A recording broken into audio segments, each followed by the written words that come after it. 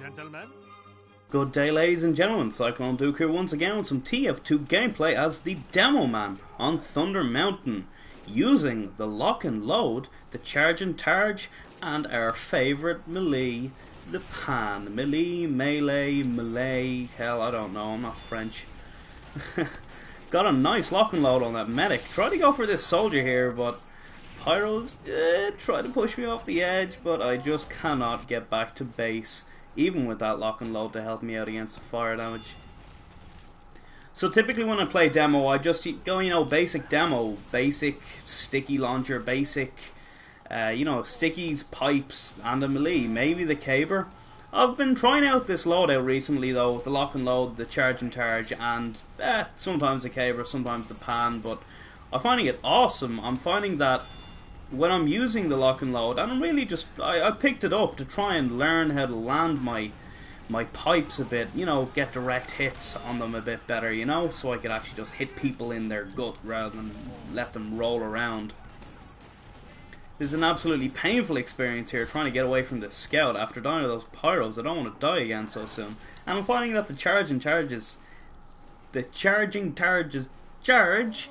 is awesome for getting away, and especially for just pulling out the melee and getting a crit. It's awesome.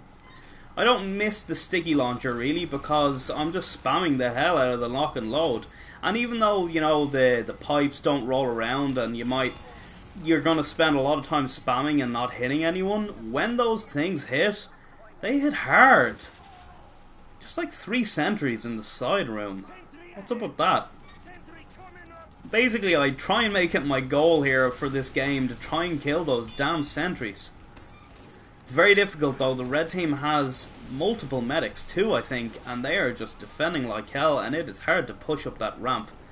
My team has a very difficult time also trying to understand the basics of how to push a cart, much in the same way that occasionally I have a hard time understanding how to not run off a cliff. I wanted to get away from that pyro who had his crits up. I thought I could fire my weapon to cancel the charge earlier, but it didn't quite work out. Bam! Forget about showing off the Loch and Load, let's just pan people to death. It obviously works. So yeah, my team is just having a hard time trying to push this dang cart up, and this can really be a hard part to push. We're not using that side building that we really should be, and I'm the only person who ever even gets close to damaging these sentries. This is a really tough game, and I just cannot seem to get much done. It's frustrating. But, rubber banding. Lag a bit in this video.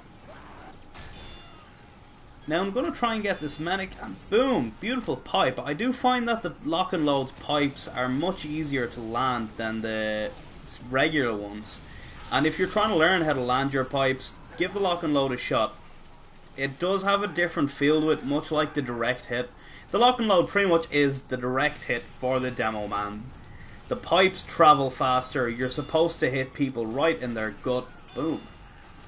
But as opposed to the soldier whose rocket launch rockets, pyro, whose rockets don't explode, they get a smaller radius. The Demoman's ones just don't roll. You gotta hit people in the body. But if you're trying to learn how to do that with your normal pipes, because it really is a useful thing to be able to do, try out the Loch and Load, and you might find yourself landing them. And I found that after I tried the basic pipe launcher, after practicing for so long with the Loch and Load, I did have a much easier time landing those basic pipes. So, I mean, trying to push this cart, it's not going well. Every time we get halfway up, they just spam us from above and it falls all the way down. But I'm sticking to it, sticking to the Loch and Load, and I'm getting a good few kills, and I'm really enjoying playing with this weapon. It's definitely one of my favourite loadouts now. I also tried out using the caber with this setup, the explosive caber that, kaboom in your face potato masher. But I found it very annoying at times. I mean, there was times where I was on 10 health, someone dodged all my pipes, and it's like, okay, I'm gonna die now. but in the process of dying, I'm going to kill you with the caber. And those times are really awesome. But for every time that that happens, there's been more times where I want to melee someone to death, and I've got an exploded caber that deals half the damage of a normal melee weapon. And that can be really, really bad. The explosion is awesome, but I wouldn't rely on it. Unless you're going with the sticky jumper. Because that is undeniably awesome. Or undeniably cheap and lame, and you should stop playing the game if you do it, depending on who you ask. Another melee weapon that I tried out with this setup was the katana, the half Zaitochi. And I found it worked really well. I mean, I would kill a few people with my pipes and then whip out the sword and get a charge and get a crit and fully heal myself. And it was really nice when it happened. But there was a problem, because even though I'm really confident in my ability, sometimes I get stuck with it out and I'd be doomed. Ugh.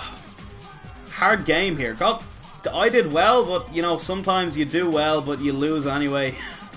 And all you can do is cry and wish your viewers an exquisite day. Thanks for watching, guys. All the best.